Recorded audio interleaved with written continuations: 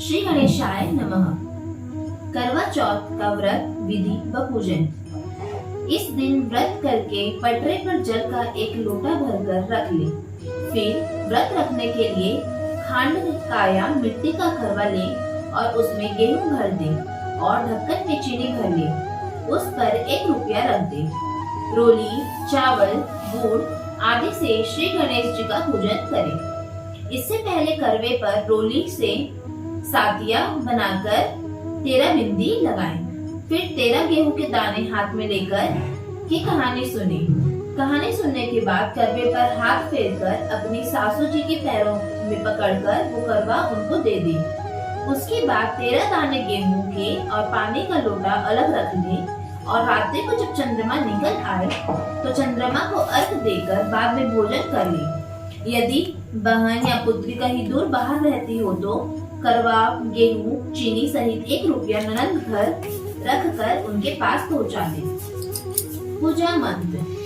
ओम नमः शिवाय शर्वाण्ये सौभाग्यम संतनि शुभाम प्रत्यक्ष भक्ति युक्तानाम नारीणाम हर वल्लभे। करवा चतुर्थी अर्थात करवा चौथ कथा।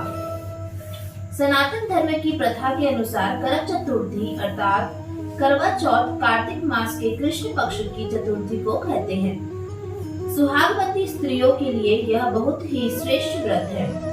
स्त्रियां इस व्रत को पति के दीर्घजीवी होने के लिए करती हैं। इस दिन सुहागिन स्त्रियां चावल पीसकर दीवार पर करवा चौथ बनाती हैं, जिसे वर कहते हैं।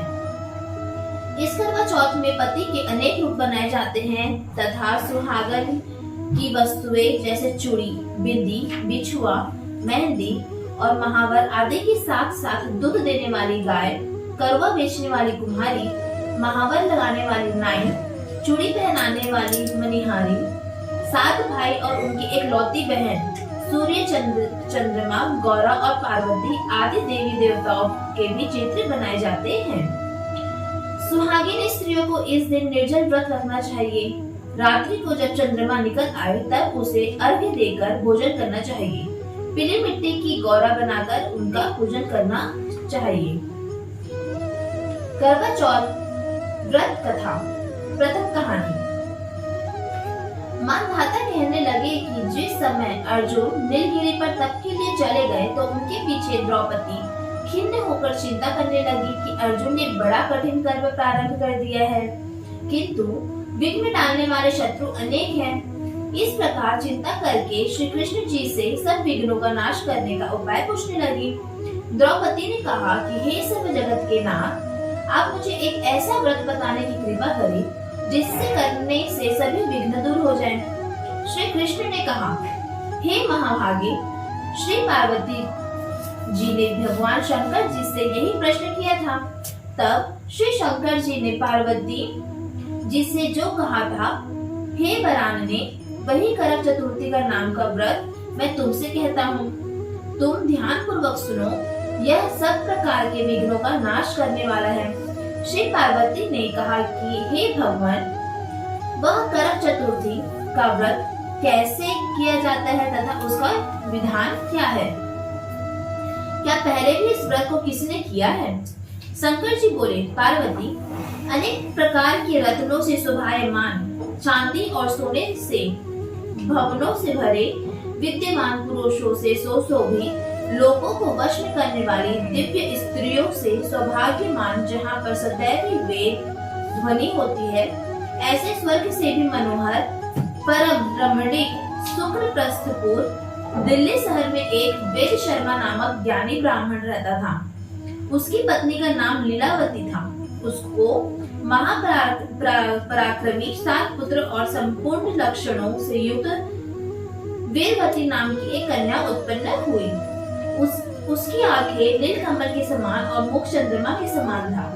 उसके विवाह के योग्य समय आ जाने पर वेद शर्मा ने एक वेद शास्त्र के ज्ञाता विद्यमान ब्राह्मण के साथ उसका विवाह कर दिया। इसके पश्चात वीरवती ने अपने भाइयों की पत्नियों, भौजाइयों समेत गौरा का व्रत किया।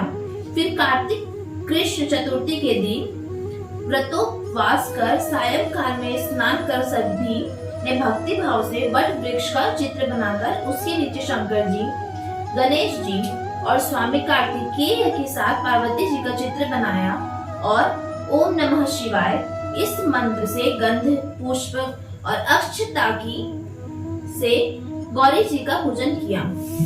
फिर शिव जी, गणेश जी तथा शरानन का अलग अलग पूजन करते हुए पकवान अक्षर, दीपक से युक्त 10 करवा और गेहूं के पिसान और गुड़ के बने हुए पकवान तथा और भी अनेक प्रकार की फलादी भोज्य पदार्थों को अर्पण करके अर्घ देने के लिए चंद्रोदय की प्रतीक्षा करने लगी। इसी बीच वीरवती बाला भूख प्यास की पीड़ा से मूर्छित होकर पृथ्वी पर गिर पड़ी। तब उसके सब भाई बांधव रुदन करने लगे। फिर वीरवती का मुख धोकर पंखे की हवा करके उसको ढांढस बंधाने लगे कि अब चंद्रमा उदय होने ही वाला है। उसका एक भाई चिंता युक्त होकर एक महान वट वृक्ष पर चढ़ गया। बहन की प्रेम में दुखी भाई ने जलती हुई लुकारी लेकर चंद्रमा के उदय होने का बहाना कर दिखाया। वीरवती ने चंद्रमा का उदय जानकर दुख का त्याग करके विधि विधान से अर्घ्य देकर भोजन कर लिया। इस प्रकार व्रत के दूषित हो जाने के कारण उसका पति मर गया। तब वीरवती ने अपने पति को मरा हुआ देखकर पुनः शिव जी का पूजन 1 वर्ष तक निराहार रहकर किया। वर्ष के समाप्त होने पर करक चतुर्थी का व्रत उसकी भौजाइयों ने किया। वीरवती ने भी पूर्वोक्त विधान से व्रत किया। जब उस दिन देव कन्याओं के साथ इंद्राणी वहां करक चतुर्थी का व्रत करने के लिए स्वयं स्वर्ग से वीरवती के पास आई, तब वीरवती ने इंद्राणी से सब बातें पूछी। वीरवती ने कहा कि मैं करक चतुर्थी का व्रत करके अपने पति के घर आई तो मेरे पति मृत्यु को प्राप्त हो चुके थे। मैं नहीं जानती कि किस पाप के कर्म से मुझको यह फल मिला है। हे मातेश्वरी, हमारे भाग्य से आप यहाँ आ गई हैं, सो मेरे पति को जीवित करके मुझ पर कृपा कीजिए। इंद्राणी ने कहा, हे सुर्गे, गत वर्ष जो तुमने अपने पिता के घर में करक चतुर्थी का व्रत किया था, तो बिना चंद्रमा के उदय हुए ही तुमने अर्घ्य दे दिया था। इसी से व्रत दूषित हो गया और तुम्हारा पति मृत्यु को प्राप्त हो गया। अब तुम यत्न के साथ इस करक चतुर्थी का व्रत करो, तत्पश्चात इस व्रत के प्रभाव से मैं तुम्हारे पति को जीवित कर दूंगी। श्री कृष्ण जी कहने लगे कि हे द्रौपदी, इंद्राणी के वचन सुनकर वीरवती ने विधान पूर्वक उस व्रत को किया। इस प्रकार उसके करक चतुर्थी का व्रत करने से इंद्राणी ने प्रसन्न होकर जल के द्वारा अभिसिंचन कर उसके पति को जीवित कर दिया। वह देवता के समान हो गया। इसके पश्चात वीरवती अपने पति के साथ घर आकर आनंद पूर्वक रहने लगी। वीरवती के व्रत के प्रभाव से उसका पति धन, धान्य, पुत्र तथा आयु को प्राप्त हुआ। इसलिए तुम भी इस व्रत को यत्न पूर्वक करो। सुत जी कहने लगे, हे ऋषियों, इस प्रकार श्री कृष्ण जी के वचनों को सुनकर द्रौपदी ने इस करवा चौथ व्रत को किया, जिसके प्रभाव से संग्राम में कौरवों पर विजय प्राप्त करके अतुलनीय राज्य को प्राप्त किया, जिससे उनका सब दुख जाता रहा। करवा चौथ व्रत कथा। दूसरी कहानी। एक साहूकार था जिसके 7 बेटे और 1 बेटी थी। सातों भाई व बहन एक साथ बैठकर भोजन करते थे। एक दिन कार्तिक की चौथ का व्रत आया तो भाई बोला कि बहन आओ भोजन करें। बहन बोली कि आज करवा चौथ का व्रत है, चांद उगने पर ही खाऊंगी। तब भाइयों ने सोचा कि चांद उगने तक बहन भूखी रहेगी, तो एक भाई ने दिया जलाया। दूसरे भाई ने छन्नी लेकर उसे ढका और नकली चांद दिखाकर बहन से कहने लगे कि चल चांद उग गया, अर्घ्य दे ले। बहन अपनी भाभीियों से कहने लगी कि चलो अर्घ्य दे। तो भाभियां बोली, तुम्हारा चांद उगा होगा, हमारा चांद तो रात तो उगेगा। बहन ने तब अकेले ही अर्घ्य दे दिया और खाने लगी। तो पहले ग्रास में बाल आ गया, दूसरी ग्रास में कंकड़ आया और तीसरा ग्रास मुंह की ओर किया तो उसकी ससुराल से संदेशा आया कि उसका पति बहुत बीमार है, जल्दी भेजो। माँ ने जब लड़की को विदा किया तो कहा कि रास्ते में जो भी मिले उसके पांव लगना और जो कोई सुहाग का आशीष दे तो उसके पल्ले में गांठ लगाकर उसे कुछ रुपये देना। बहन जब भाइयों से विदा हुई तो रास्ते में जो भी मिला उसने यही आशीष दिया कि तुम 7 भाइयों की बहन हो, तुम्हारे भाई सुखी रहे और तुम उनका सुख देखो। सुहाग का आशीष किसी ने भी नहीं दिया। जब वह ससुराल पहुंची तो दरवाजे पर उसकी छोटी ननद खड़ी थी। वह उसके पांव लगी तो उसने कहा कि सुहागे रहो, सपूती हो। तो उसने यह सुनकर पल्ले में गांठ बांधी और ननद को सोने का सिक्का दिया। तब भीतर गई तो सासू ने कहा कि पति धरती पर पड़ा है, तो वह उसके पास जाकर उसकी सेवा करने के लिए बैठ गई।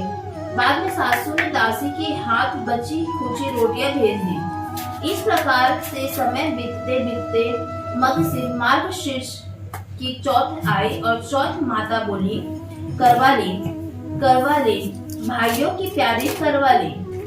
लेकिन जब उसे चौथ माता नहीं दिखलाई दी तो वह बोली, हे माता, आपने मुझे उजाड़ा तो आप ही मेरा उद्धार करोगी, आपको मेरा सुहाग देना पड़ेगा।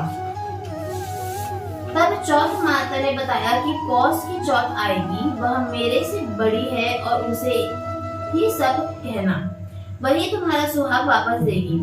पौष की चौथ आकर चली गई, माघ की भी चली गई, फाल्गुन की भी चली गई, चैत्र, वैशाख, ज्येष्ठ, आषाढ़ और श्रावण भादो की सभी चौथ आई और यही कहकर चली गई कि आगे आने वाली चौथ को कहना। और सौच की चौथ आई तो उसने बताया कि तुम पर कार्तिक की चौथ नाराज है, उसने तुम्हारा सुहाग लिया है, वही वापस कर सकती है, वही आएगी तो पाँव पकड़कर विनती करना। यह बताकर वह भी चली गई।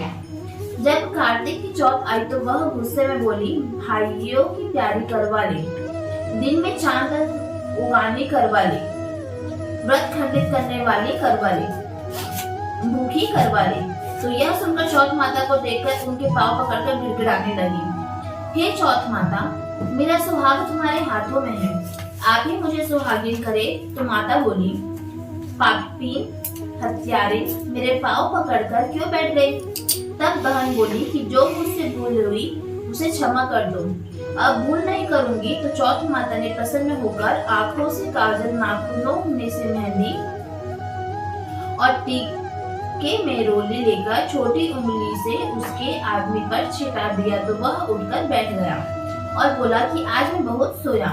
वह बोली, क्या सोए? मुझे तो 12 महीने हो गए, अब जाकर चौथ माता ने मेरा सुहाग लौटाया। तब उसके कहा कि जल्दी से माता का पूजन करो। जब चौथ माता की कहानी सुनी, करवा पूजन किया तो प्रसाद खाकर दोनों पति पत्नी चौपड़ खेलने बैठ गए। नीचे से दासी आई, उसने उन दोनों को चौपड़ पासों से खेलते देखा तो उसने सासू जी को जाकर बताया। तब से सारे गांव में यह बात प्रसिद्ध हो गई कि सब स्त्रियां चौथ का व्रत करे तो सुहाग अटल रहेगा। जिस तरह से साहूकार की बेटी को सुहाग दिया, उसी तरह से चौथ माता सबको सुहागिन रखे। यही करवा चौथ के उपवास की सनातन महिमा है। करवा चौथ व्रत कथा। तीसरी कहानी। प्राचीन काल में करवा नाम की एक पतिव्रता स्त्री अपने पति के साथ नदी किनारे एक गांव में रहती थी। कार्तिक मास के कृष्ण पक्ष की चतुर्थी चौथ के दिन उसका पति नदी में स्नान करने के लिए गया। स्नान करते समय एक मगर ने उसका पैर पकड़ लिया। वह करवा करवा नाम लेकर मदद के लिए पुकारने लगा। उसकी आवाज सुनकर उसकी पत्नी दौड़कर आई और उसने मगर को कच्चे धागे से बांध दिया। मगर को बांधकर वह यमराज के यहाँ पहुंची और यमराज से बोली, भगवान, मगर ने मेरे पति के पैर पकड़ लिया है, अतः पैर पकड़ने के अपराध में आप अपने बल से उस मगर को नरक में ले जाओ। यमराज ने कहा, अभी मगर की आयु शेष है, अतः मैं उसे नहीं मार सकता। इस प्रकार करवा ने कहा, यदि आप ऐसा नहीं करोगे तो मैं आपको श्राप देकर नष्ट कर दूंगी। यह सुनकर यमराज डर गए और उस पतिव्रता स्त्री करवा के साथ जाकर मगर को उन्होंने यमपुरी भेज दिया और करवा के पति को दीर्घायु प्रदान की।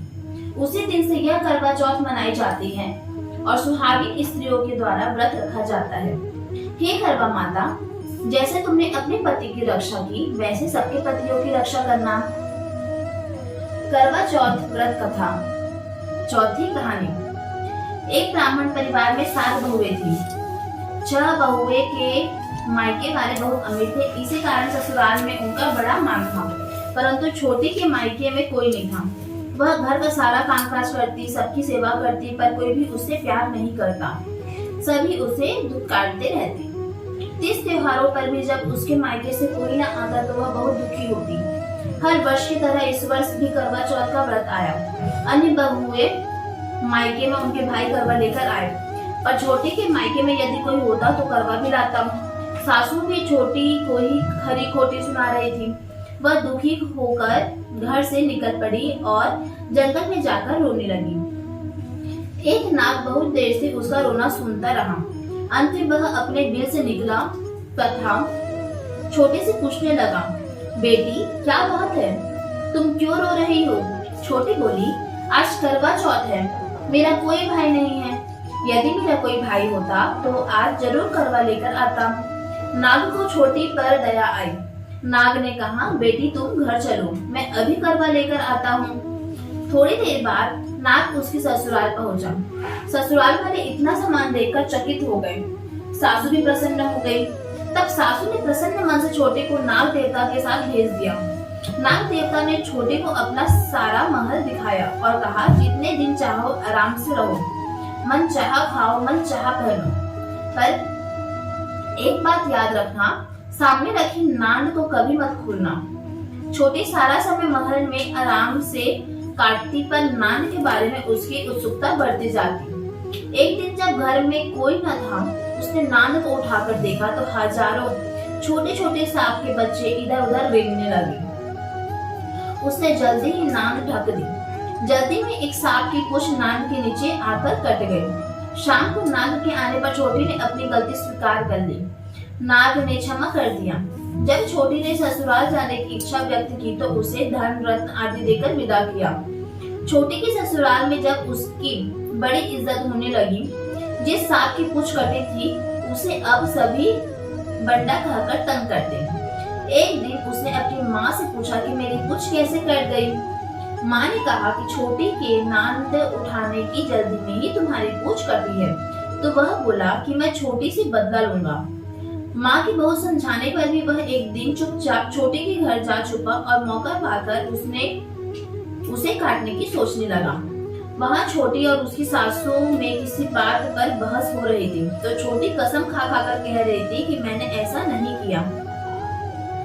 यह कह रही थी कि मुझे बंडा भैया से प्यारा कोई नहीं है, उन्हीं की कसम खाकर कहती हूँ कि मैंने ऐसा नहीं किया। बंडा ने जब सुना तो सोचने लगा, जो मुझसे इतना प्यार करती है मैं उसे ही काटने आया हूँ। वह चुपचाप चला गया। माँ ने पूछा, ले आए बहन से बदला? वह कहने लगा, माँ बहन से कैसा बदला? तभी से बंडा भाई व छोटी बहन हुए। भाई प्रतिवर्ष चौथ के दिन करवा लेकर जाता व बहन बड़े प्यार से करवा चौथ का व्रत करती। उजमन करने के लिए एक थाली में 13 जगह 4 पूड़ी और थोड़ा खीरा रख लें। उसके ऊपर एक साड़ी, ब्लाउज और रुपये श्रद्धानुसार रख लें। फिर उस थाली के चारों ओर रोली चावल के हाथ फेर कर अपने सासू जी के पांव पकड़कर उन्हें दे देंगे। इसके बाद 13 ब्राह्मणों को भोजन कराएं और दक्षिणा देकर तथा टीका लगाकर उन्हें विदा करें। बोलो करवा माता की जय।